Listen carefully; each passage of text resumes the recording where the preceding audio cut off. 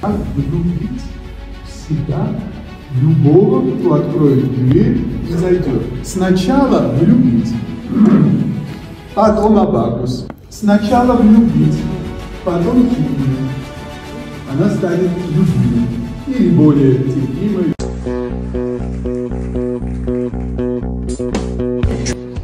Какая разница?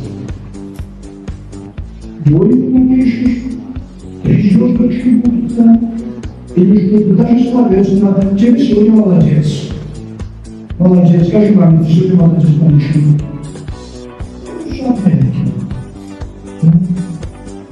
Даже врачи не будут отметить, верно?